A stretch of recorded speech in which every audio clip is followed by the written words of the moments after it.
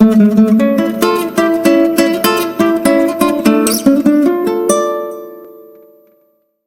सबको जय मसीह की। परमेश्वर का धन्यवाद हो। मत्ती 28:19 की महान आज्ञा के प्रतिपूर्ति के लिए परमेश्वर की आवाज कैसे सुने, how to hear God's voice, इस विषय में बेतेल प्रेयर हाउस के मिनिस्ट्री पार्टनर के रूप में ये वीडियो सीरीज बना रहे हैं, जिसमें परमेश्वर की आवाज को सुनने के विषय में, उसकी अगुवाई को समझने के विषय में, सपनों के विषय में, दर्शनों के विषय में और विभिन्न आत्मिक अनुभवों के विषय में जो कि बाइबल में दिया गया है, हम कैसे अपने जीवन में ऑपरेट कर सकते हैं, कैसे समझ सकते हैं, इस विषय में ये वीडियो सेतमेत में है और ये बेतेल प्रेयर हाउस के लिए है।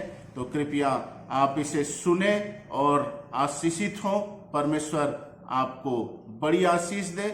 ये जो है खंडों में है और एक के बाद एक वीडियो का सीरीज है। आप इन्हें सुने, परमेश्वर की आशीष को रिसीव करें। प्रभु आशीष दे। परमेश्वर का धन्यवाद हो। आइए हम वचन में जाएंगे। जैसा कि हमारा विषय है कि परमेश्वर का आवाज हम कैसे सुन सकते हैं, ये 5वां वीडियो है। नीति वचन 20 अध्याय उसका 27 वचन में इस प्रकार से लिखा हुआ है, मनुष्य की आत्मा यहोवा का दीपक है, वह मन की सब बातों की खोज करता है। परमेश्वर का धन्यवाद हो। और जैसा हमने देखा था इंटरनल ऑडिएबल वॉइस के बारे में 5वें वीडियो में कि मनुष्य का आत्मा यहोवा का दीपक है जो सब बातों की खोज करता है। पवित्र आत्मा हमारे अंदर में बसता है और वो हमारी आत्मा से बात करता है। हम पवित्र आत्मा के माध्यम से परमेश्वर की इच्छा को जान सकते हैं। जैसा वचन में लिखा हुआ है कि पवित्र आत्मा प्रभु यीशु मसीह के बारे में और परमेश्वर के बारे में हमें प्रकाशन देता है। और रोमियो की पत्री 8 अध्याय उसका 16 वचन, पिछले वीडियो में मैंने बताया था ये सब के बारे में कि आत्मा आप ही हमारी आत्मा के साथ गवाही देता है कि हम परमेश्वर के संतान हैं। पवित्र आत्मा आप ही हमारी आत्मा से बातें करता है। और पहला यूहन्ना 2 अध्याय उसके 27 वचन से हमने देखा था कि पवित्र आत्मा सभी बातों के बारे में हमारी आत्मा से बातें करता है। और हमने कैसे सुन सकते हैं इंटरनल ऑडिएबल वॉइस, इसके बारे में हबक्कुक की पुस्तक उसका 2 अध्याय से हमने देखा था। हबक्कुक की पुस्तक उसका 2 अध्याय 1 और 2 वचन से हमने देखा था, जिसमें हमने ये देखा था कि मैं पहरे पर खड़ा रहूंगा और गुम्मट पर चढ़कर ठहरा रहूंगा और ताकता रहूंगा कि मुझसे वह क्या कहेगा, मैं अपने दिए हुए उलाहने के विषय में क्या उत्तर दूं। यहोवा ने मुझसे कहा, दर्शन की बातें लिख दे, वरन पटियाओं पर साफ साफ लिख दे कि दौड़ते हुए भी वे साहस से पढ़ी जाए। और हमने ये देखा था कि हमें प्रार्थना में जाना है, स्थिर खड़े रहना है, परमेश्वर के स्वरूप पे विचार करना है, उसके स्वभाव पे विचार करना है, उसके बड़े बड़े कामों पर विचार करना है। और जब हम इस प्रकार से करेंगे तो हम शारीरिक अवस्था से आत्मिक अवस्था में आ जाएंगे। हम आत्मिक स्थिति में आएंगे तो हम परमेश्वर के आत्मा के साथ में एक हो जाएंगे और हम आत्मा की मनसा को अपने आत्मा में, अपने हृदय में हम महसूस करने लगेंगे।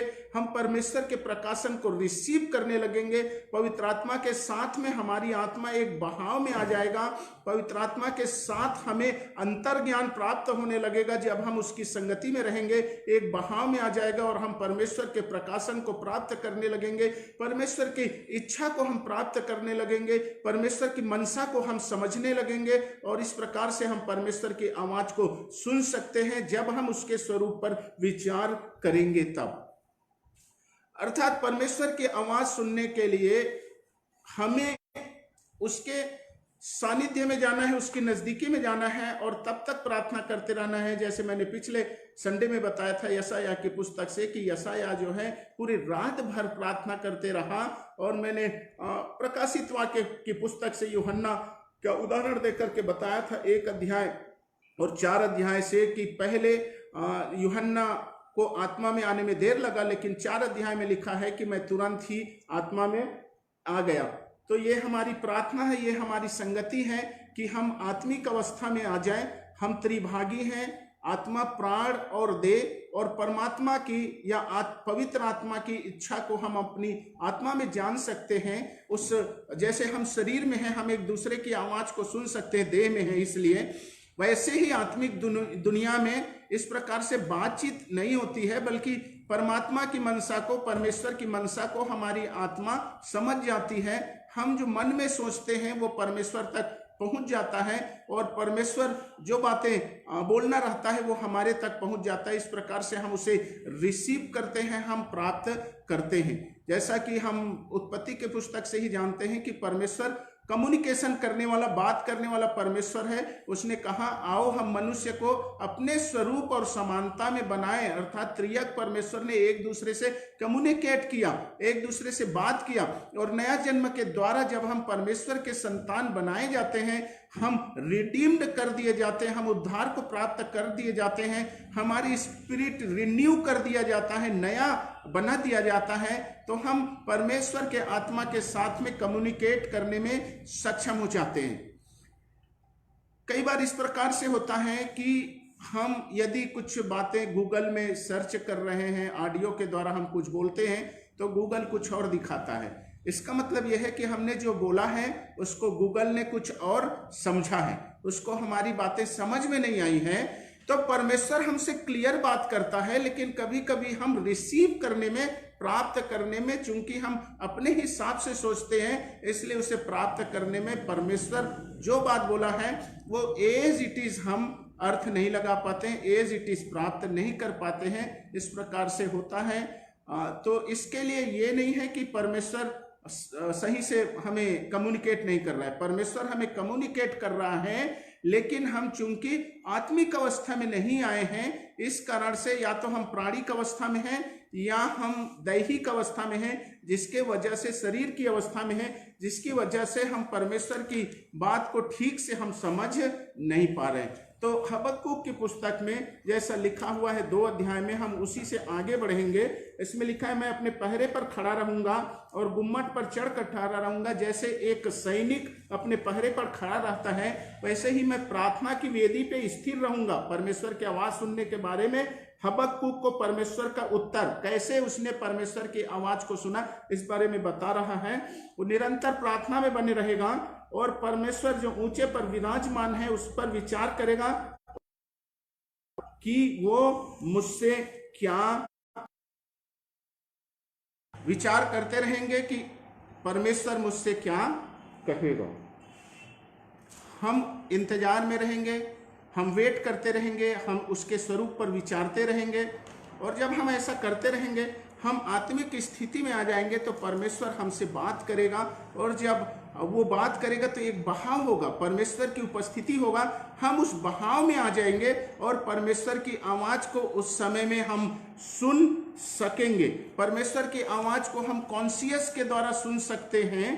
परमेश्वर की आवाज यदि उस समय में हमारा और परमेश्वर का आत्मा एक हो जाता है तो हम उसकी आवाज को न केवल सुन सकते हैं, अपितु साफ साफ हम उसको रिसीव कर सकते हैं, उसको सुन सकते हैं, और उससे हम मार्गदर्शन को मांग सकते हैं। और आगे लिखा है कि उसको जो है हमें लिख लेना है। और जैसा कि 3 प्रकार की आवाज है, शरीर की आवाज है, यदि हमें अनुभव के द्वारा जब हम प्रार्थना करते हैं हमें कुछ ऐसी आवाजें आती हैं जो हमारे अनुभव से रिलेटेड है, फीलिंग से रिलेटेड है, that is the voice of flesh, शरीर का आवाज है। यदि हमें परमेश्वर बात करेगा तो वो हमारे कॉन्शियस के द्वारा, विवेक के द्वारा हमारी आत्मा में बात करेगा। विवेक अंतर्ज्ञान और संगति आत्मा का तत्व है। परमेश्वर हमें अंतर्ज्ञान देगा जब हम उसकी संगति में रहेंगे और हम आत्मा में उसे रिसीव कर सकते हैं। प्राण का आवाज तर्क है। जब भी वचन सुनाया जाता है कई लोग तर्क करते हैं, सोचते हैं कि ये सही है कि नहीं, ये उनकी प्राण का आवाज है। कई बार परमेश्वर का वचन चर्च में सुनाया जाता है, लोग उसमें अपने अनुभवों को जोड़ते हैं कि नहीं ऐसा नहीं हो सकता, ये उनके शरीर की आवाज है। तो इन आवाजों में अंतर करना आप सीखें, इसलिए उसे लिख लेना जरूरी है। लिखने के बाद में उसे जो है आपको डिसर्निंग करना है, उसको जांचना है कि ये परमेश्वर की आवाज है कि नहीं। परमेश्वर की आवाज को सुनने के लिए एक और क्लू दिया हुआ है याकूब की पत्री 4 अध्याय उसका 7वां वचन में, परमेश्वर के साथ होकर के शैतान का सामना करो तो शैतान भाग जाएगा। जब आप प्रार्थना में जाते हैं, परमेश्वर की आवाज सुनने के लिए जरूरी है कि आप परमेश्वर के साथ हो जाएं। आप इस प्रकार से प्रार्थना करें, उसकी उपस्थिति इस ढंग से आ जाए कि आप परमेश्वर के साथ जुड़ाव को महसूस करें। आपकी जो फीलिंग्स है वो परमेश्वर के वचन से नियंत्रित हो जाएं, पवित्र आत्मा के द्वारा नियंत्रण में ले लिया जाए। ये जरूरी है कि आप परमेश्वर के आत्मा की आवाज को सुनना चाहते हैं तो आपको आपका माइंड, इमोशंस एंड विल परमेश्वर की आत्मा को सबमिट कर दिया जाए, सरेंडर कर दिया जाए। जब आपका माइंड, इमोशंस एंड विल परमेश्वर की आत्मा को सरेंडर कर दिया जाएगा तब आप उसे क्लियरली रिसीव कर सकेंगे और उस आत्मा के बहाव में आप रह सकेंगे। यदि आपका mind, emotions and will surrendered नहीं है, उस समय में आप अनुशासित नहीं हो पाएंगे और परमेश्वर जो बोलेगा उसे आप समझ नहीं पाएंगे, आप ठीक से रिसीव नहीं कर पाएंगे। कई बार ऐसा होता है कि लोग पाप में गिर जाते हैं और बहुत ही पापी अवस्था में होते हैं, फिर भी परमेश्वर उनसे बात करता है। परमेश्वर किसी के वरदान को लेता नहीं है। अब सवाल यह है कि इस प्रकार से पाप में पड़े हुए लोगों से परमेश्वर कैसे बात करता है। परमेश्वर बात तो करता है, लेकिन उस बात का इंटरप्रिटेशन करने में, उसका अर्थ लगाने में, चूंकि वो व्यक्ति गड़बड़ी में है, इसलिए जो है वो उसका अर्थ सही से नहीं लगा सकता है। परमेश्वर आपसे बात करेगा, आप उसकी आवाज को सुन सकते हैं, लेकिन यदि आपका जीवन गड़बड़ी में है तो आप उसका मीनिंग सही से नहीं समझ सकते हैं, उसका इंटरप्रिटेशन सही से नहीं कर सकते हैं, अपने जीवन में उसे लागू ठीक से नहीं कर सकते हैं। जब परमेश्वर आपसे बात कर रहा है, बाइबल में लिखा हुआ है कि परमेश्वर आपकी प्रार्थनाओं को नहीं सुनता है क्योंकि आपका जीवन गड़बड़ रहता है। तो जब आपका जीवन गड़बड़ रहता है तो परमेश्वर आपसे बात कैसे करेगा।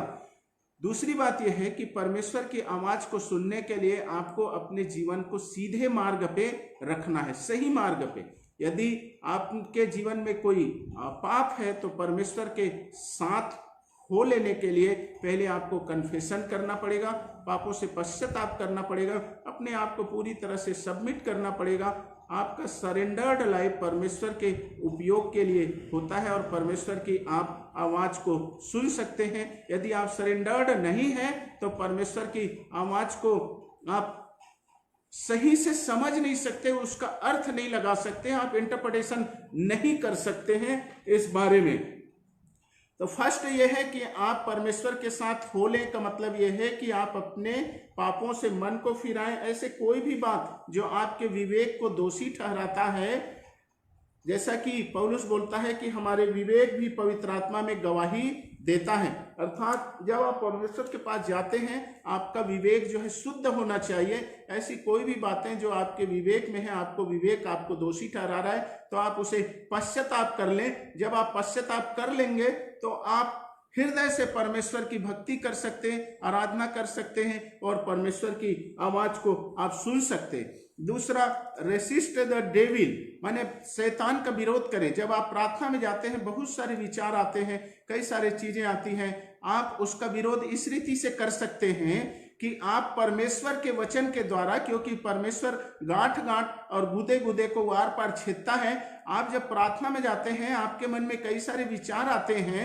आपको लगता है कि ये परमेश्वर की ओर से नहीं है, तो आप वचन में विचार कीजिए, अपने मन को वचन से भर दीजिए। अब तक आपने जो सीख रखा है, अब तक आपने जो पढ़ रखा है, उसे आप प्रार्थना में स्मरण करें। यदि आप पाप की अवस्था में हैं, आप स्मरण करें कि पतरस ने यीशु मसीह को इनकार कर दिया, 3 बार इनकार करने के बाद भी परमेश्वर ने उसे फिर से, जब जी उठा, परमेश्वर का पुत्र यीशु मसीह फिर से बुलाया और उसे कहा मेरी भेड़ों को चरा।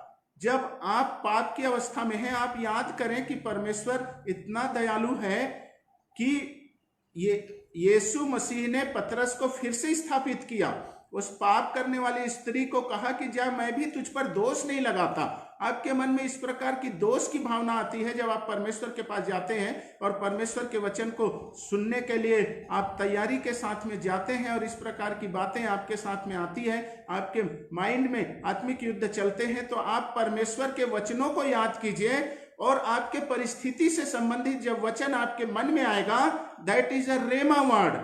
वो जो है एक रेमा का वचन होगा जो आपके जीवन में काम करेगा और उस वचन से आप जो है शैतान के विचारों को अपने से दूर कर सकते हैं और परमेश्वर की और अधिकाई से आप महिमा कर सकते हैं। इसलिए ऐसा व्यक्ति जो वचन को नहीं पढ़ता है, परमेश्वर उससे यदि बात करता है तो वो ये नहीं समझ पाएगा कि ये परमेश्वर की ओर से है कि नहीं। इसलिए जब आप परमेश्वर की आवाज को सुनना चाहते हैं तो आप वचन से अपने आप को भर दो। दो प्रकार के वचन हैं, लोगोस और रेमा। जितने भी बाइबल के वचन हैं वो लोगोस हैं, लेकिन जब वो वचन आपके काम का हो जाता है, आपके लिए प्रकाशन का हो जाता है, तो वो रेमा वचन होता है। और ये रेमा वचन आपके मार्गदर्शन के लिए काम आएगा। रेमा वचन के द्वारा भी परमेश्वर आपसे बात करता है और विशेष रूप से आपको निर्देशित करेगा। आत्मिक युद्ध के समय में रेमा वचन काम करेगा। तो जब आप प्रार्थना में जाते हैं तो अपने मन में वचनों को याद कीजिए, उन वचनों को याद कीजिए जिनके द्वारा आप शैतान पर जयवंत हो सकते हैं, जिनके द्वारा आप शैतान की युक्तियों को निष्फल कर सकते हैं। और इस प्रकार से आप प्रार्थना में बैठेंगे, इस प्रकार से आप लगातार लगे रहेंगे तो आप प्रार्थना में बहुत देर तक ठहर सकते हैं। बहुत सारे लोग मुझसे कहते हैं कि हम प्रार्थना में 15 मिनट 20 मिनट से अधिक समय तक नहीं रह सकते हैं। उसका कारण यह है कि उन्होंने अपने हृदय को वचनों से नहीं भरा हुआ है। उनकी परिस्थितियों के लिए वो वचन को एक तलवार की नाई उपयोग नहीं करते हैं। जैसा कि बाइबल में लिखा है कि आत्मा का तलवार परमेश्वर का वचन है, इसे ले लो। तो जब आप प्रार्थना में जाते हैं, आप परमेश्वर के स्वरूप को निहारे, आप परमेश्वर के कामों पर मन लगाएं। जैसा कि दाऊद जब मुसीबत में था, भजन संहिता को पढ़ेंगे, वो परमेश्वर के महान सामर्थी कामों को जो युगों युगों से उसने किया है उस पर विचार करता है और उसके बाद में वो एक आशा को पाता है। उसके बाद वो कहता है कि मेरा मन प्रफुल्लित है क्योंकि परमेश्वर मेरी सहायता करेगा। जब आप इस प्रकार से वचनों पे ध्यान को लगाते हैं, प्रार्थना के समय में जाकर ऊंचे पर विराजमान परमेश्वर पर विचार करते हैं और उसके वचनों पर आप ध्यान लगाते हैं, तो परमेश्वर रेमा वचन के द्वारा आपसे बात करता है। आप आत्मिक अवस्था में आ जाते हैं। परमेश्वर की उपस्थिति की लहर आपको स्पर्श करने लगता है। आपकी आत्मा और परमेश्वर की आत्मा एक हो जाती है और आप परमेश्वर की बात को सुनने लगते हैं। आप परमेश्वर के प्रकाशन को प्राप्त करने लगते हैं। ये सब करने से पहले आपको परमेश्वर के वचन पे ध्यान अवश्य लगाना है और अपने पापों का पश्चाताप करना है, अपने विवेक को शुद्ध करना है। यदि आप ऐसा करते हैं, परमेश्वर की उपस्थिति शीघ्र आ जाएगी। परमेश्वर की उपस्थिति आने में इसलिए समय लगता है क्योंकि आप अपने विचारों से लड़ नहीं पाते हैं। आपको ये नहीं पता है कि प्रार्थना में जो आपके मन में शारीरिक विचार या प्राणिक विचार आते हैं उससे कैसे बाहर निकलें। और जब आप उससे बाहर नहीं निकल पाते हैं तो आप आत्मिक अवस्था में नहीं आ पाते हैं। प्रकाशित वाक्य की पुस्तक उसका 1 अध्याय 9 से 11 वचन को हम जब देखेंगे तो यूहन्ना जो है पहले समय में उसे समय लगा होगा आत्मा में आने में, क्योंकि कई सारे विचार उसके मन में था। हबक्कुक और हम यशायाह के उदाहरण को देखते हैं। यशायाह रात भर प्रार्थना किया तब उसे प्रकाशन मिला और हबक्कुक ये नहीं बताता है कि वो कितने समय तक प्रार्थना किया। वो ये बोलता है कि मैं पहरे पर खड़ा रहूंगा और गुम्मट पर चढ़ करके ठहरा रहूंगा। और ठहरे रहने के बारे में बता रहा है। आपको ठहरे रहना है, ठहरे रहना है, ठहरे रहना है। और जो आपके मन में विचार आ रहे हैं, यदि वो शारीरिक विचार है, क्योंकि शैतान शरीर के विचारों के द्वारा आपके मन में प्रभाव को डालेगा, आपके माइंड, इमोशंस एंड विल के द्वारा आपके मन में प्रभाव को डालेगा, अर्थात प्राणिक विचारों के द्वारा। और जब इस प्रकार से विचार आते हैं तो चूंकि आपने बहुत सारे बाइबल के वचनों को अब तक सुना है और पढ़ा है और बहुत सारे वचन आपके हृदय में हैं, लोगोस के रूप में, लोगोस वचन के रूप में है। परमेश्वर उस समय वहां से आपके हृदय में जो वचन है उससे आपसे बात करेगा और जैसे ही आपसे बात करेगा आपके मन में चलने वाले विचारों के लिए आपको उत्तर मिल जाएगा और ये वचन गांठ गांठ और गुदे गुदे को आर पार कर देगा, आपको आत्मिक अवस्था में ला देगा। आप उन विचारों से लड़ लेंगे और जैसे ही आत्मिक अवस्था में आप आएंगे, आप परमेश्वर के आत्मा के बहाव में आ जाएंगे और परमेश्वर के आत्मा के आवाज को अपने अंदर में आप सुनने लगेंगे, इंटरनल ऑडिएबल वॉइस के रूप में। क्योंकि पवित्र आत्मा हमारे देह में निवास करता है, इसलिए वो हमारे अंदर से बात करता है। पवित्र आत्मा हमारे अंदर से बात करता है, शैतान बाहर से हमारे मनों में विचार को लाता है। शैतान हमारे अंदर में निवास नहीं कर सकता है, क्योंकि हमने नया जन्म को प्राप्त किया हुआ है और हम परमेश्वर के आत्मा के मंदिर है। जब हम परमेश्वर के आत्मा के मंदिर हैं तो परमेश्वर हमारे अंदर से बात करता है। इंटरनल ऑडिएबल वॉइस जो हमारे मार्गदर्शन के लिए हमेशा से अवेलेबल है, हम हमेशा उसकी बातों को सुन सकते हैं। तो इस प्रकार से आप अपने प्रार्थना के जीवन को रूपांतरित कर सकते हैं रेमा वचनों के द्वारा। अपने हृदय में वचनों को रख छोड़ा हूं, ऐसा भजनकार कहता है, ताकि मैं पाप ना करूं, क्योंकि जैसे ही पाप का समय आता है परमेश्वर उसकी प्रार्थनाओं को सुनता है और उसे रेमा वचन के द्वारा मार्गदर्शन करता है और वो पाप से फिर जाता है और शैतान से युद्ध को कर लेता है। तो परमेश्वर के साथ होकर के शैतान का सामना करो तो वो तुम्हारे पास से भाग जाएगा। ये विचार चले जाएंगे, दैहिक विचार और प्राणिक विचार चले जाएंगे, और उसके बाद आप प्रार्थना में बने रहेंगे और लगातार प्रार्थना करेंगे तो परमेश्वर के आत्मा की उपस्थिति उस समय में आने लगेगी और आप और परमेश्वर के आत्मा के साथ में आप जो है एक हो जाएंगे। और जैसा वचन में लिखा है, जो कोई यीशु मसीह में है वो परमेश्वर के साथ एक आत्मा है। आप और परमेश्वर एक आत्मा हो जाएंगे। आप परमेश्वर के आत्मा के मनसा को समझने लगेंगे, आप परमेश्वर की मनसा को समझने लगेंगे। जैसा कि वचन में लिखा है कि तुम में परमेश्वर का मन है। आप परमेश्वर के मन को समझने लगेंगे, आप उसके माइंड, इमोशंस एंड विल को समझने लगेंगे। आप उसकी जो आपके लिए जो योजना है उसको अपने जीवन में समझने लगेंगे। और जैसा हबक्कुक कहता है कि जब इस प्रकार से आपके जीवन में परमेश्वर के बहाव आने लगेगा, उसके विचारों का बहाव आने लगेगा, आपको अपने गति को वैसे ही बढ़ाना है, अर्थात आपको उस अभिषेक में बने रहना है, उस उपस्थिति में बने रहना है। आपको वेग के साथ में दौड़ना है, अर्थात आपको जो है अपने आप को उस उपस्थिति में बना के रखना है। और जब आप उस की उपस्थिति में बना करके रखेंगे तो अद्भुत रूप से आपका जीवन परिवर्तित हो जाएगा। आप परमेश्वर के मित्र कहलाएंगे। मित्र कौन होता है? जो परमेश्वर की बातों को जानता हो, जो परमेश्वर की मनसा को जानता हो। अब्राहम को परमेश्वर ने अपना मित्र कहा है और मूसा को परमेश्वर ने कहा कि मूसा सारे घराने में विश्वास योग्य है। मैं उससे दृष्टांतों में नहीं बल्कि आमने सामने बात करता हूं आपसे। आप परमेश्वर की इन बातों को, उसकी मनसा को आप समझ सकते हैं और इस प्रकार से आप परमेश्वर की आवाज को सुन सकते हैं। और हबक्कुक बोलता है कि दर्शन की बातों को लिख दे, वरन पटियाओं पर साफ साफ लिख दे कि दौड़ते हुए भी सहज से पढ़ी जाए। चूंकि आपने नया नया शुरू किया है परमेश्वर की आवाज को सुनने के लिए, हो सकता है आपको समय लग जाए, हो सकता है रेमा वचन के द्वारा आपको दैहिक विचारों को और प्राणिक विचारों से लड़ने में आपको समय लग जाए। हो सकता है आपके जीवन में वचन नहीं है जिसके वजह से आप उन विचारों से लड़ने में समय लग जाए, लेकिन चिंता ना करें। जब आप अपनी प्रार्थना को बढ़ाएंगे,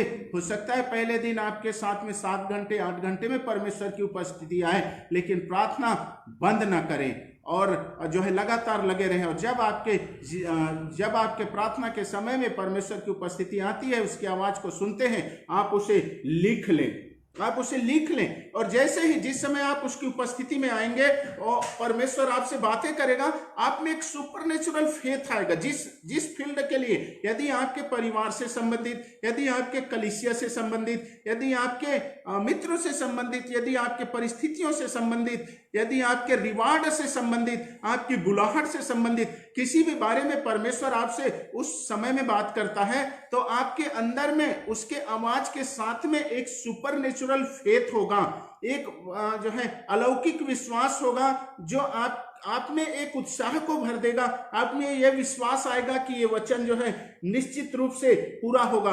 अर्थात परमेश्वर की आवाज आप में एक परिवर्तन को लाएगा। आपका व्यक्तित्व उस समय में परिवर्तित हो जाएगा, क्योंकि आपके अंदर में एक सुपरनेचुरल फेथ, जो परमेश्वर का विश्वास है, वो आपके अंदर में रोप दिया जाएगा। आप एक और ही मनुष्य हो जाएंगे। आपको कोई भी प्रकार का विश्वास उस समय में छू नहीं पाएगा जिस समय परमेश्वर आपसे बात को करेगा। ये उसका लक्षण है। आप में उत्साह का संचार होगा, आपका मनोबल बहुत ऊंचा हो जाएगा, आप बहुत ही ज्यादा आनंदित महसूस करेंगे। आपको कोई भी प्रकार का उस समय में डाउट नहीं होगा। आपके अंदर में सुपरनेचुरल फेथ आएगी सुपरनेचुरल ट्रांसफॉर्मेशन आएगा, आपका व्यक्तित्व बदल जाएगा। उसके बाद में आपके अंदर में सुपरनेचुरल फेथ जो है वो आपके अंदर में रिलीज की जाएगी, आपके अंदर में और आपके बाहर में। और जब आप प्रार्थना से उठेंगे परमेश्वर के उस आवाज को सुन करके, तो आपके अंदर में एक विश्वास होगा कि निश्चित रूप से पूरा होगा। आप शंका नहीं करेंगे उस समय में, क्योंकि परमेश्वर का आवाज किसी भी प्रकार की गड़बड़ी का आवाज नहीं है, कोई भी प्रकार का गड़बड़ी का आवाज नहीं है। आप अपने अंदर में कोई भी प्रकार के गड़बड़ी या कंफ्यूजन को महसूस नहीं करेंगे। परमेश्वर की आवाज इस प्रकार से है, सारी सृष्टि परमेश्वर की महिमा से भरी हुई है और कोई भी उसके आवाज का इनकार नहीं कर सकता है। जिस समय वो बात करता है उसके अंदर में शंका आ ही नहीं सकता, उसे मालूम है कि ये परमेश्वर का आवाज है। क्यों मालूम है? क्योंकि नया जन्म के द्वारा पवित्र आत्मा ने हमारी आत्मा को नया कर दिया है, जिसके वजह से हम परमेश्वर की आवाज को समझ सकते हैं कि ये परमेश्वर का आवाज है। उस समय में शंका बिल्कुल भी नहीं आएगा। आप जब प्रार्थना से उठते हैं इस प्रकार से आप परमेश्वर की आवाज को सुन सकते हैं। जब आप प्रार्थना से उठते हैं आप उसे लिख लें। लेकिन यदि आपका जीवन खराब है, आपके जीवन में अनकन्फेस्ड सिन है, आप रेमा वचनों के द्वारा आपके अंदर में आने वाले विचारों से लड़ नहीं पाते हैं, परमेश्वर तो बात करेगा लेकिन आप उसे सही ढंग से आपको सुनने में परेशानी होगा। आप कुछ का कुछ समझ लेंगे और साथ में उसका इंटरप्रिटेशन करने में भी आपको प्रॉब्लम होगा, अर्थात एक गड़बड़ी होगी, एक शंका होगा, आपके अंदर में एक कंफ्यूजन होगा। लेकिन आपने यदि अपने पापों का पश्चाताप किया है और रेमा वचनों के द्वारा आपके अंदर आने वाले विचारों से आपने लड़ लिया है, आपने उसे बांध दिया है, उसे भगा दिया है, उसे आपने दूर कर दिया है और पूरी तरह से आप परमेश्वर के पास में सबमिट हो गए हैं और परमेश्वर की उपस्थिति में आप हैं, उसकी उपस्थिति के लहर में आप हैं, तो जब आपके दिल में उसका आवाज आएगा, जब आपके आत्मा में उसका आवाज आएगा, तो आपके मन में जरा भी प्रकार का रत्ती भर भी शंका नहीं होगा। आप समझ जाएंगे कि यही परमेश्वर की आवाज है। लेकिन आपका जीवन अच्छा नहीं है तो आप गड़बड़ी में रहेंगे, आप कंफ्यूजन में रहेंगे, आपको लगेगा कि पता नहीं ये परमेश्वर की आवाज है कि नहीं। तो प्रोफेट हबक्कूक जो है ये कहता है कि दर्शन की बातें लिख दे वरन पटियाओं पर साफ साफ लिख दे। इसलिए क्योंकि आप में उस समय में एक सुपरनेचुरल फेथ आएगा, आपके अंदर में एक बहुत बड़ा विश्वास आएगा। उस समय में आपके अंदर में शंका नहीं होगा। लेकिन कुछ समय बाद आपको, जब आप बाहर की परिस्थितियों को देखेंगे, संसार की परिस्थितियों को देखेंगे, तो आप धीमे पड़ जाएंगे और आपको शंका महसूस होने लगेगा। इसलिए आप उसे पेपर में लिख दें कि परमेश्वर ने क्या क्या आपसे बातों को किया है, और जो आपसे परमेश्वर जो बात किया रहेगा उसे पूरा करने के लिए वो विश्वास आपको देगा, और आप उसे लिख लें। यदि आप नए हैं तो आपको परमेश्वर के वचन को जानना अवश्य है, उसकी आवाज सुनने से पहले, क्योंकि जब आपको लगता है, प्रार्थना में जाते हैं और आपको महसूस होता है कि ये आवाज परमेश्वर की आवाज है, के बाद में आप कॉपी में लिख लेते हैं, नोटबुक में लिख लेते हैं, तो आप उसे वचन से मिलाएं। यदि वचन के अनुसार आपने जो सुना है वो आपके उन्नति का कारण होता है, तो फिर ये वचन परमेश्वर की ओर से है। आइए हम एक वचन को देखते हैं, पहला कुरिन्थियों की पत्री, उसका पहला कुरिन्थियों की पत्री, उसका 2 अध्याय, उसका 14 वचन। पहला कुरिन्थियों की पत्री 2 अध्याय, उसका 14 वचन। परंतु शारीरिक मनुष्य परमेश्वर की आत्मा की बातें ग्रहण नहीं करता, क्योंकि वे उसकी दृष्टि में मूर्खता की बातें हैं, और न वह उन्हें जान सकता, क्योंकि उसकी जांच आत्मिक रीति से होती है। हालेलुया, परमेश्वर का धन्यवाद हो इस वचन के लिए। एक बार फिर से पढ़ता हूं, पहला कुरिन्थियों की पत्री, उसका 2 अध्याय और उसका 14 वचन। परंतु शारीरिक मनुष्य परमेश्वर की आत्मा की बातें ग्रहण नहीं करता, क्योंकि वे उसकी दृष्टि में मूर्खता की बातें हैं, और ना वह उन्हें जान सकता है, क्योंकि उसकी जांच आत्मिक रीति से होती है। और मैंने अभी बताया कि यदि आप प्रार्थना में जाते हैं और आप शारीरिक अवस्था में हैं, तो आप परमेश्वर की आवाज को सुन नहीं पाते। बहुत सारे लोग परमेश्वर की आवाज को, मसीह में तो आ गए हैं, चर्च तो जा रहे हैं, वचनों को तो सुन रहे हैं चर्च में, लेकिन उन्होंने अपनी आत्मा में इंटरनल ऑडिएबल वॉइस को कभी भी नहीं सुना है। उसका कारण यह है कि वचन में लिखा है, परंतु शारीरिक मनुष्य परमेश्वर की आत्मा की बातों को ग्रहण नहीं करता, क्योंकि अभी तक आपने आत्मिक अवस्था में आना नहीं समझा है। आप शारीरिक अवस्था में रहते हैं या प्राणिक अवस्था में रहते हैं, और आपके मन में जो आते हैं उसे आप परमेश्वर की अगुवाई समझते हैं, लेकिन ऐसा नहीं है। जब तक आप आत्मिक अवस्था में नहीं आएंगे, आप परमेश्वर के आत्मा की बातों को ग्रहण नहीं कर सकते, ऐसा वचन बताता है। अर्थात यदि हम, परंतु शारीरिक मनुष्य उस आत्मा की बातें ग्रहण नहीं कर सकता। यदि हम बोले दूसरे शब्दों में, आत्मिक मनुष्य पवित्र आत्मा की बातों को ग्रहण कर सकता है। इसका मतलब यह है कि परमेश्वर हमसे बात करता है तो उसका जो रिस्पॉन्स हम देते हैं, हमें उससे फिर से जो बात करना है वो हमारी आत्मा से होता है।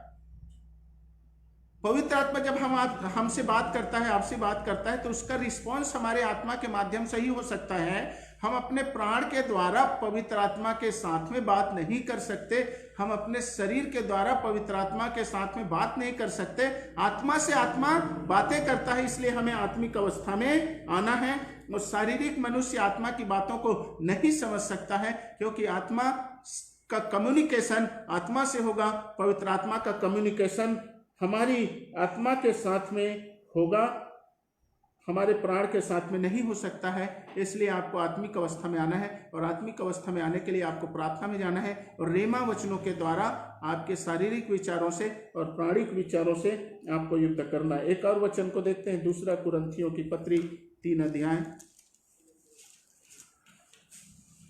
2 कुरिन्थियों की पत्री 3 अध्याय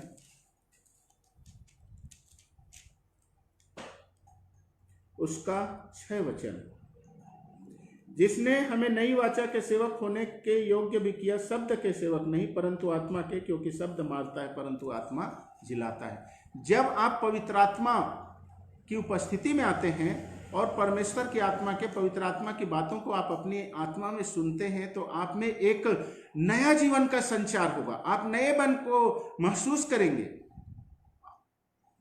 आप धुले हुए महसूस करेंगे, आपको लगेगा कि आप में नयापन आ गया है, रिन्यूड महसूस करेंगे आपको ऐसा लगेगा कि किसी ने आपको अंदर से धो दिया है।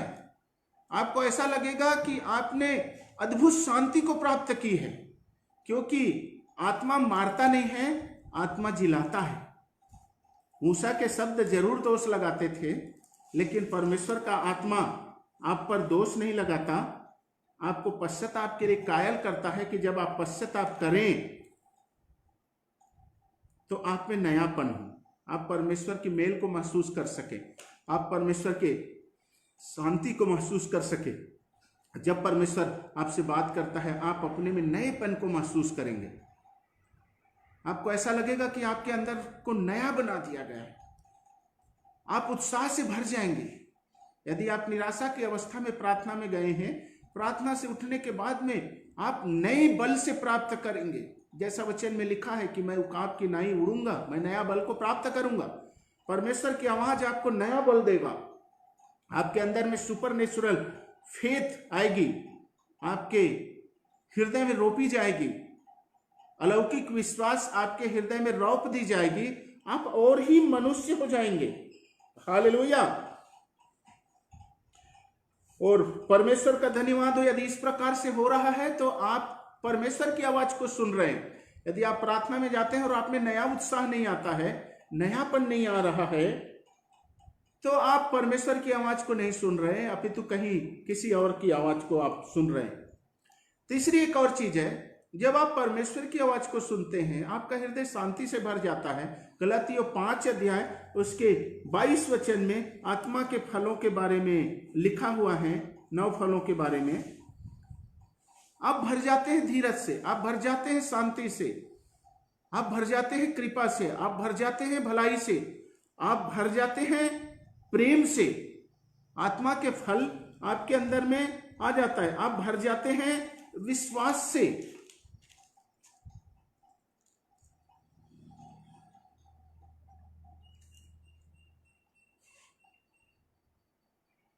आप अद्भुत रीति से अपने आप को बहुत ही आनंदित महसूस करते हैं उस समय में जब आप परमेश्वर की आवाज को सुनते हैं। और यदि आपके अंदर में वो आवाज है जो आपके अंदर में कंफ्यूजन को लाती है, वो परमेश्वर की आवाज नहीं है। कई बार हम देखे हैं, कई कलीसियाओं में हम सेवकाई को करने को जाते हैं और कई सारी गड़बड़ियां वहां रहती हैं। लोग परमेश्वर की आवाज को सुनते नहीं, लोग सोचते हैं कि उनके ऊपर में पवित्र आत्मा उतरा है और वो इतना कूदते हैं।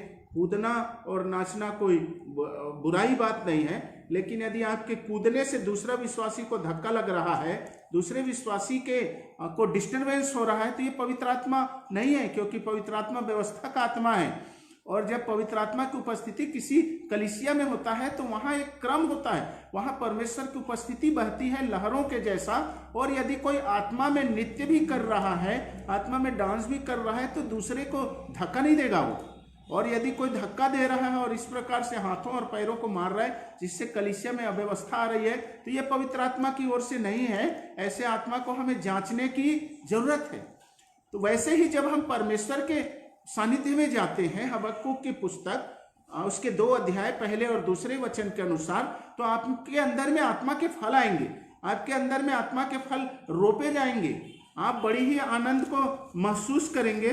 गलातियों की पत्री उसके 5 अध्याय उसके 22 वचन में जो है वो आत्मा के फलों के बारे में लिखा हुआ है, और वैसा आप महसूस करेंगे। और यदि इस प्रकार से नहीं हो रहा है, आत्मा का फल प्रेम, आनंद, शांति, धीरज, कृपा, भलाई, विश्वास। जब आप परमेश्वर की आवाज को सुनेंगे मेरे प्रिय लोगों, तो आपके अंदर में उस समय में किसी के प्रति कोई शत्रुता की भाव नहीं आएगा। आपका मन इतना प्रेम से भरा रहेगा। और जब इस प्रकार की आवाजें आपके अंदर से आ रही, इसका मतलब परमेश्वर की आत्मा आपसे बातों को कर रहा है। लेकिन यदि आपके अंदर से कंफ्यूजन है, गड़बड़ियां हैं, तो ये परमेश्वर की आत्मा का आवाज नहीं है। आत्मा के फल उस समय में प्रकट होंगे जिस समय आप पवित्र आत्मा की आवाज को सुनेंगे। याद रखें, मूसा के बारे में परमेश्वर पिता कहते हैं कि पृथ्वी में मूसा से अधिक नम्र कोई भी नहीं है। क्यों मूसा नम्र था? क्योंकि मूसा बार बार परमेश्वर की आराधना करता था, क्योंकि मूसा बार बार परमेश्वर के मार्गदर्शन को प्राप्त करता था, क्योंकि मूसा बार बार परमेश्वर की आवाज को सुनता था, बार बार उसकी उपस्थिति में जाता था। आपको उसकी उपस्थिति पवित्र आत्मा के फलों से भर देगा।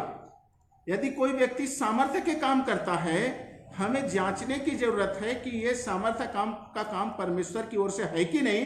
हम इस रीति से जांच कर सकते हैं कि हमको उनके जीवन में आत्मा के फलों को फिर देखना है। यदि उसका जीवन पाप में गिरा है और वो जो है उसके जीवन से चिन्ह और चमत्कार प्रकट हो रहे हैं, तो हमें उसके एक बार जांच करने की जरूरत है वचन के अनुसार। याद रखिए, आत्मा के वरदान और आत्मा के फल साथ साथ चलते हैं। आत्मा के वरदान जब आपको मिलते हैं, पवित्र आत्मा जिसको चाहे, जैसा चाहे वैसा वरदान बांट देता है, तो आपके साथ साथ में वो आत्मा के फलों को भी लाता है और आप अंदर से बदलते जाते हैं। जैसे मैंने बताया, परमेश्वर की उपस्थिति में जाने से आपको अंदर से धुला हुआ महसूस होता है। और जब आप प्रार्थना से उठते हैं, परमेश्वर की आवाज को सुन करके उठते हैं, उस समय यदि कोई शत्रु भी आपके सामने आ जाए, तो आपके मन में उसके लिए बिल्कुल भी कड़वाहट नहीं आएगा, अपितु आपके मन से एक प्रार्थना निकलेगी उसके लिए। तो इस प्रकार से आप परमेश्वर की आवाज को जज कर सकते हैं कि ये परमेश्वर की आवाज है कि नहीं, फ्रूट के द्वारा। और बाइबल में जब हम इब्रानियों की पुस्तक उसके 8 अध्याय को पढ़ेंगे, तो उसमें लिखा हुआ है कि जब तुम उसकी आवाज को सुनो तो अपने हृदय को कठोर ना करो, जैसे फिरौन के समय में हुआ। क्यों कठोर? क्योंकि इन्होंने अपने पापों से पश्चाताप नहीं किया, इन्होंने कन्फेशन नहीं किया। लेकिन जब आप परमेश्वर के चरणों में जाते हैं, जब आप उससे बात करते हैं, हबक्कूक की पुस्तक 2 अध्याय के अनुसार आप प्रार्थना में बने रहते हैं, उस पर विचार करते हैं, रेमा वचनों के द्वारा आप शारीरिक और प्राणिक विचारों से आप युद्ध करते हैं, उनको काट करके अलग कर देते हैं रेमा वचनों के द्वारा। जैसा आपने पिछले जो पढ़ा है लोगोस वचन, जब आप प्रार्थना में जाते हैं रेमा के द्वारा परमेश्वर आपके माइंड में लाता है उस सिचुएशन के लिए, उन वचनों से आप अपने उन विचारों को हटा देते हैं जो परमेश्वर की महिमा के विरुद्ध में है, तब आप आत्मिक स्थिति में आ जाते हैं। और जब आप आत्मिक स्थिति में आते हैं तो परमेश्वर जो आपसे बात करेगा तो विश्वास रखिए आपका हृदय एकदम नम्र हो जाएगा, आप मूसा के जैसे ही दिन हो जाएंगे।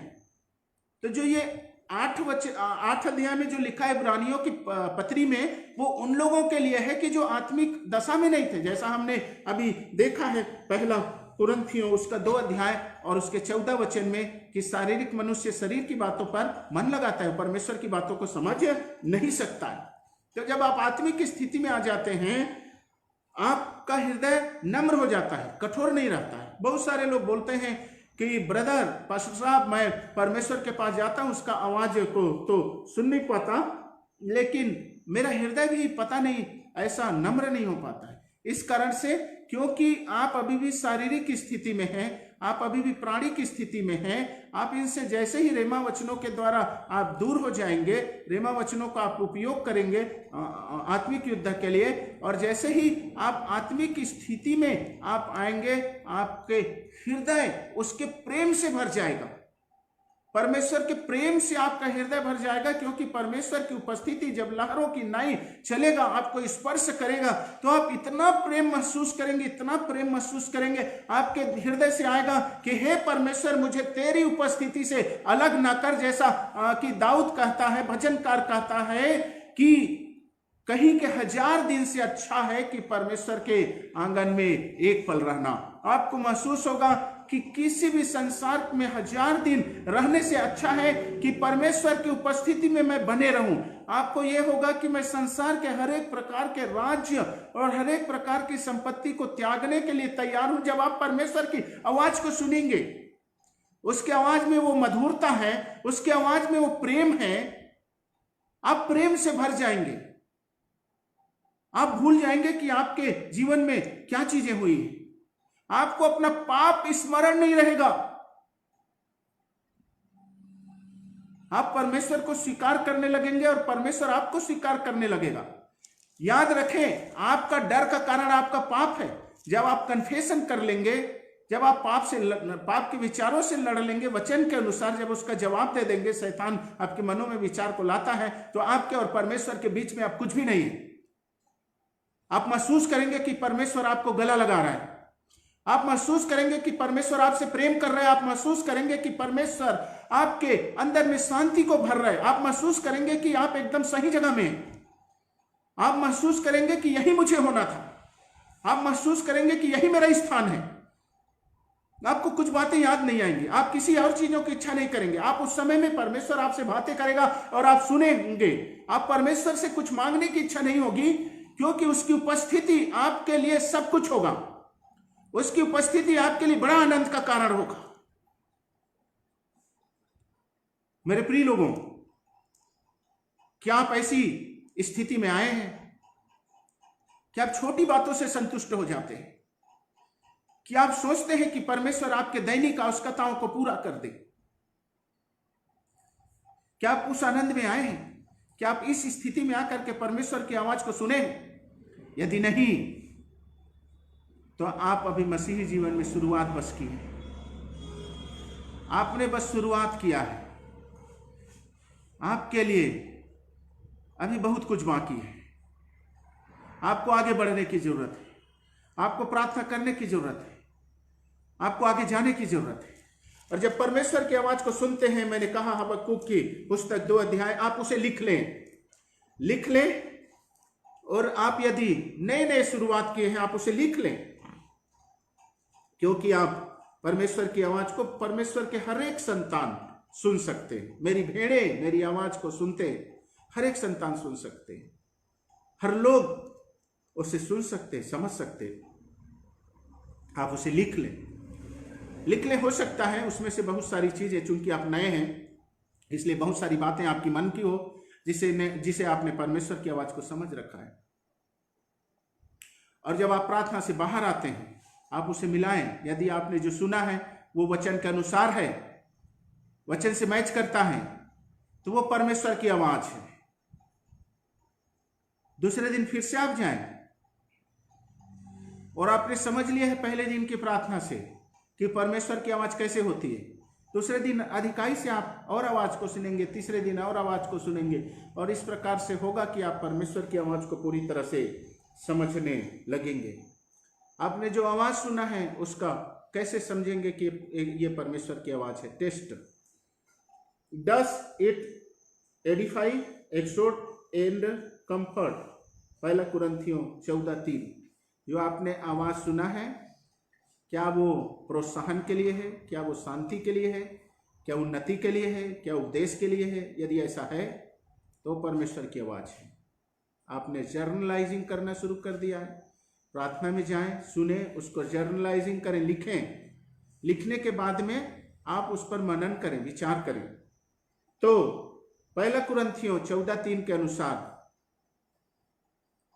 पहला कुरिन्थियों 14:3 के अनुसार क्या ये वचन जो आपने सुना है परमेश्वर की ओर से, उसमें उन्नति के विचार हैं, शांति के विचार हैं, उपदेश के विचार हैं? यदि हैं तो परमेश्वर की ओर से। यदि नहीं है, मैनिपुलेशन है, या ऐसा लगता है कि उन विचारों के द्वारा आपको कंट्रोल किया जा रहा है, तो ये परमेश्वर की ओर से नहीं है। दूसरा, क्या स्क्रिप्चर से मैच करता है? होली स्क्रिप्चर से, क्या वचनों से मैच करता है जो आपने सुना है, उसकी थीम, उसका विषय वस्तु? यदि है तो ये परमेश्वर की ओर से, अन्यथा नहीं है। मैं आपको प्रोसेस वाइज सब बता रहा हूं कि कैसे आप परमेश्वर के आत्मिक अवस्था में आप प्रवेश कर सकते हैं और जो है आत्मा की बातों को आप सुन सकते हैं। जब आपने आत्मा की बातों को सुन लिया है, उसको जर्नलाइजिंग करें, उसे लिख लें और उसके बाद उसका परीक्षण करें। Does it confirm to scripture? क्या ये पवित्र शास्त्र बाइबल के वचनों से कंफर्म हो रहा है, उसके थीम के अनुसार है, परमेश्वर के स्वभाव के अनुसार है? यदि है तो बाइबल से है, और यदि नहीं है तो परमेश्वर की आत्मा की ओर से नहीं है। इसका सोर्स जो है वो अलग है। यूहन्ना 16:14 उसमें लिखा है कि पवित्र आत्मा, यूहन्ना 16:14 को एक बार पढ़ लेते हैं, हमारे पास में समय है अभी। यूहन्ना की सुसमाचार की पुस्तक, उसका 16 अध्याय, उसका 14 वचन। वह मेरी महिमा करेगा क्योंकि वह मेरी बातों में से लेकर तुम्हें बताएगा। तो मैंने बताया था पवित्र आत्मा आपकी आत्मा से बात करता है, और जब आप उसकी आवाज को सुनेंगे तो उसमें प्रभु यीशु मसीह की महिमा होगी। प्रभु यीशु मसीह का इनकार नहीं करेगा वो आवाज, और यदि प्रभु यीशु मसीह का इनकार करता है तो वो परमेश्वर की ओर से नहीं है। पहला यूहन्ना की पत्री, उसका 4 अध्याय, पहला दूसरा वचन में लिखा है, आत्माओं को परखो। भविष्यवाणियां तो होती है, बहुत सारे लोग भविष्यवाणी करते हैं, उसको आत्माओं को परखो कि उसमें यीशु मसीह की महिमा हो रही कि नहीं। यदि यीशु मसीह की महिमा नहीं किया जा रहा है तो वो आवाज परमेश्वर की ओर से नहीं है। जैसा यूहन्ना 16 अध्याय उसका 14 वचन में लिखा है, वह मेरी महिमा करेगा क्योंकि वह मेरी बातों में से लेकर के तुम्हें बताएगा। जो कुछ पिता का है वह मेरा है, इसलिए मैंने कहा कि वह मेरी बातों में से लेकर के तुम्हें बताएगा। हालेलुया, परमेश्वर का धन्यवाद। अब एक नए व्यक्ति के लिए, ऐसे लोग जिन्होंने परमेश्वर के आत्मा की आवाज में बढ़ना चाहते हैं, हीरिंग गॉड्स वॉइस में बढ़ना चाहते हैं, उसके लिए मैं कुछ प्रैक्टिकल टिप्स बताने जा रहा हूँ, कुछ ऐसी बातों को बताने जा रहा हूँ जिससे वो सीख सकते हो। जैसे मैंने पिछले दिनों में बताया है कि आप इस प्रकार से, जिन लोग परमेश्वर की आवाज़ को सुनने के लिए प्यासे हैं, वो लोग एक ग्रुप बना लें, एक ग्रुप लीडर बना लें। पहले आराधना करें कुछ समय तक, और उसके बाद में अपने आप को सबमिट कर दें। जैसा मैंने आज के संदेश में बताया कैसे सबमिट करना है, सबमिट कर दें, और उसके बाद में जो है आप एक दूसरे के लिए प्रोफेसी करो। मैं आज कुछ और बातों को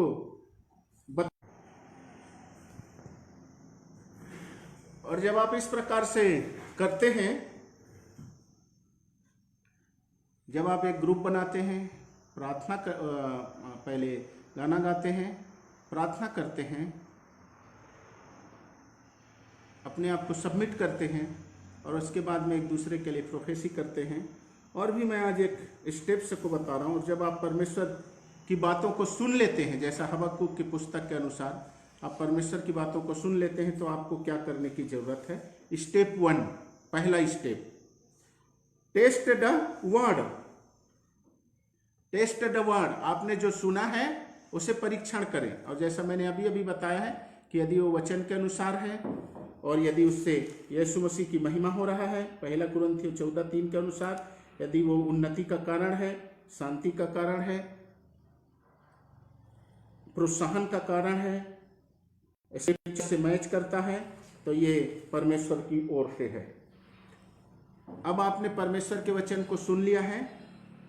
हम स्टेप में, कुछ स्टेप्स में, ये जिन लोग नहीं सुने हैं, जिन लोग जाना चाहते हैं या जिन लोग सुनते हैं, कभी कभी सुनते हैं और रेगुलर सुनना चाहते हैं, उनके लिए ये स्टेप 1, टेस्ट द वर्ड, परीक्षण करें कि यह प्रकाशन परमेश्वर की ओर से है। पहला यूहन्ना 4:1 के अनुसार परीक्षण करें कि इससे परमेश्वर की महिमा हो रही है कि नहीं। यदि उससे परमेश्वर की महिमा हो रही है तो परमेश्वर की ओर से ये शब्द है। दूसरा, कंफर्मेशन के लिए इंतजार करें। आपने लिख लिया है, आप जर्नलाइजिंग कर रहे हैं। दूसरा कुरिन्थियों 13:1 को हम देखते हैं। दूसरा कुरिन्थियों 13:1 को आपने जर्नलाइजिंग कर लिया है, आपने परीक्षण कर लिया है कि यह प्रकाशन परमेश्वर की ओर से है। ऐसे परीक्षण किए हैं कि आपने वचन के अनुसार मिलाया है, आपने देखा है कि इसमें यीशु की महिमा हो रही है। आपने ये देख लिया है कि पहला कुरिन्थियों उसका 14:3 के अनुसार ये हमारी उन्नति, प्रोत्साहन, उपदेश और शांति का कारण है। आप समझ जाएंगे कि ये प्रकाशन परमेश्वर की ओर से है। दूसरा, कंफर्मेशन। पहला आपने परीक्षण किया है, जो आपको प्रार्थना में परमेश्वर ने बात किया है उसे। दूसरा, कंफर्मेशन। कंफर्मेशन के लिए आपको वेट करना है। दूसरा कुरिन्थियों उसका 13 का पहला में लिखा है, अब तीसरी बार मैं तुम्हारे पास आता हूं, 2 या 3 गवाहों के मुंह से हर एक बात ठहराई जाए। यदि परमेश्वर ने आपको बुलाहट दिया है, जैसे मेरी बुलाहट परमेश्वर ने मुझे दिया, परमेश्वर मुझसे खुद बात किया, कई सारे लोगों के माध्यम से बात किया कि ब्रदर आपकी बुलाहट है, परमेश्वर आपको कंफर्म करेगा उस बारे में 1 से अधिक बार। और जब आपको कंफर्म करेगा, आप समझ जाएं कि यह परमेश्वर की ओर से है। तीसरी, यीशु जब पुनरुत्थित हुए और चेलों के बीच में उसने कहा तुम्हें शांति मिले, आपको इससे शांति मिलेगा। यदि परमेश्वर आपको सेवकाई में बुलाहट दे रहा है, आपका परीक्षण आप वचन के अनुसार कर सकते, कंफर्मेशन प्राप्त कर सकते। तीसरी, उस बात के लिए आपके अंदर में अद्भुत शांति होगी। आपको लगेगा कि मैं इसी चीज के लिए बनाया गया हूं।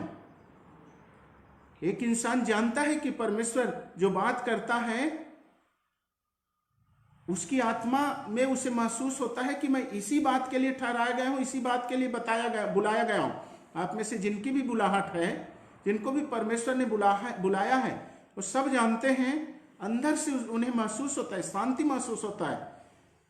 तो आप जब इनर पीस फील करें तो आप समझ जाएं कि ये परमेश्वर की ओर से है। स्टेप 2, यदि आपने परमेश्वर से शब्द प्राप्त कर लिया है और स्टेप 1 के अनुसार आपने परीक्षण कर लिया है, तो अब आपको स्टेप 2 करने की जरूरत है।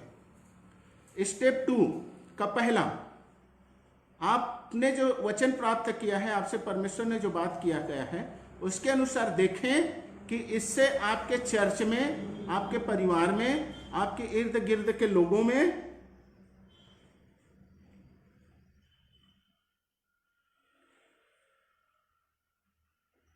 उसका क्या प्रभाव पड़ेगा। आपको ये देखना है उसका क्या प्रभाव पड़ेगा। और उस वचन को आपको देखिए, रिसीविंग, आपने रिसीव कर लिया रेविलेशन, आपने प्राप्त कर लिया प्रकाशन को। उसके बाद में हम आते हैं उसके इंटरप्रिटेशन के लिए। तो मैंने बताया कि आप जो है आपको अपने दैहिक और प्राणिक विचारों को किनारे करना पड़ेगा, तब आप उसका ठीक से इंटरप्रिटेशन कर सकते हैं। अब हम एप्लीकेशन पार्ट में हैं।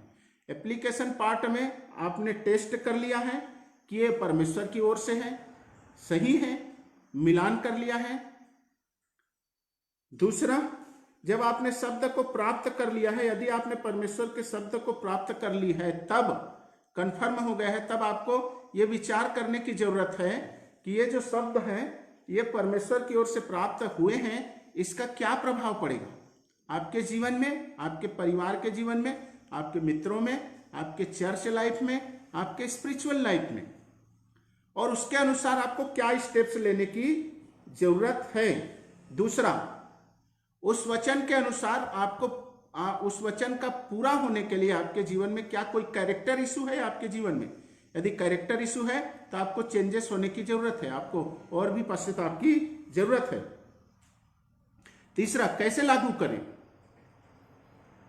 आप इसे कैसे लागू कर सकते हैं, इस बारे में आपको विचार करना है, आपको प्लान बनाना है, आपको योजना बनाना है।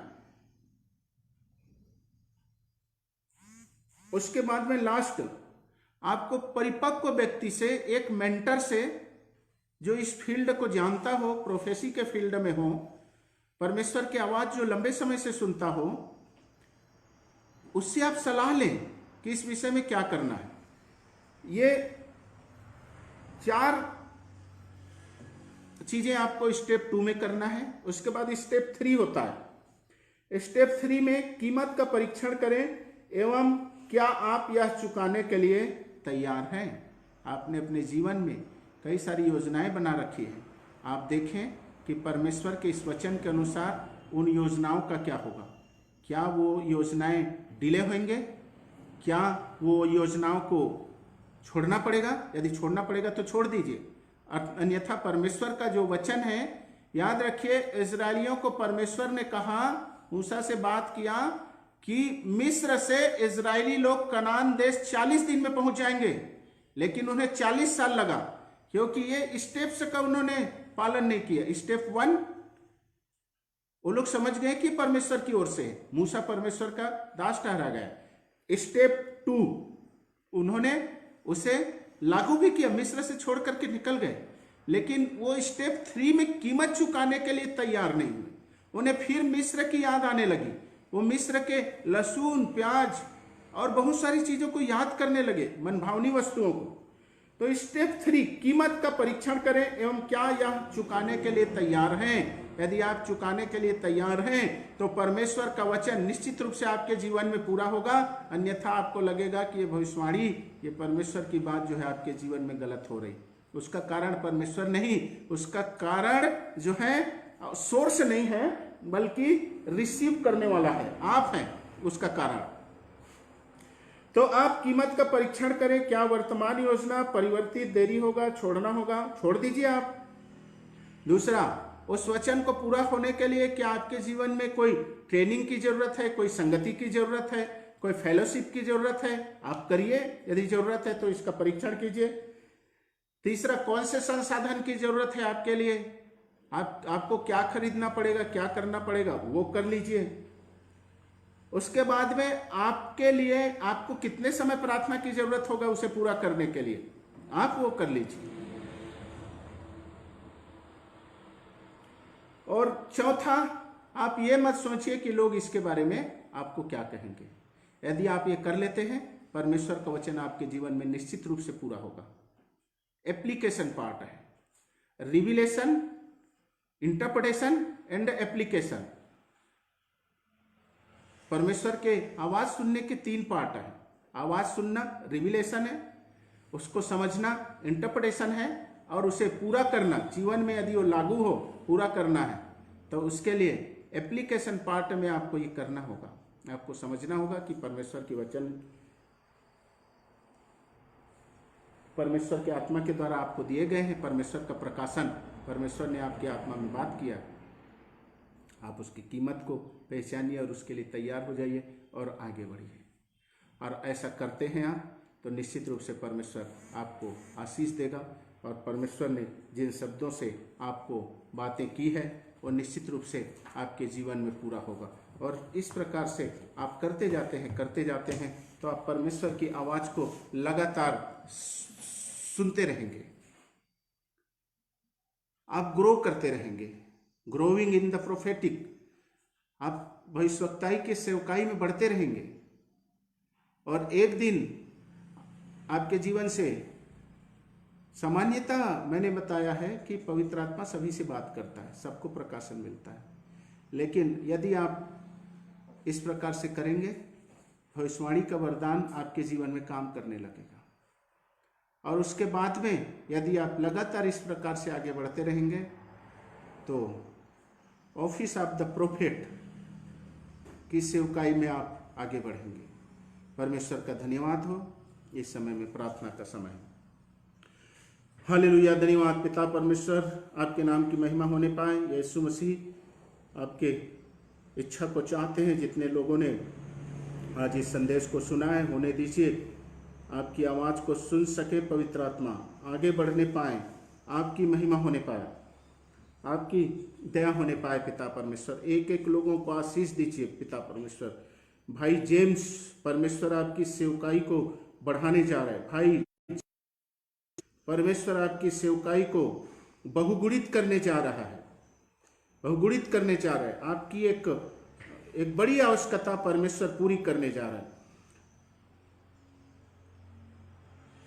हालेलुया। धन्यवाद परमेश्वर पिता, आपकी महिमा होने पाए पिता परमेश्वर।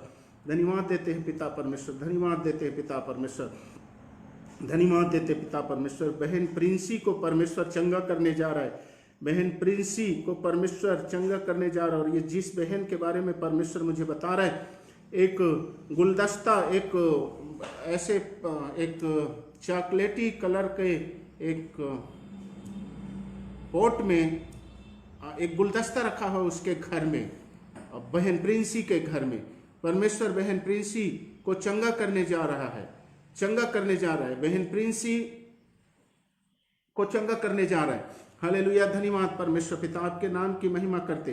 कोई एक भाई है जो इस समय में दूसरे माले में है, दूसरे माले में बैठा हुआ है, ऊपर के कमरे में बैठा हुआ है और बहुत ज़्यादा आर्थिक परेशानी में है। परमेश्वर आप इनकी समस्या को हल करने जा रहे हैं, इसलिए धन्यवाद देते।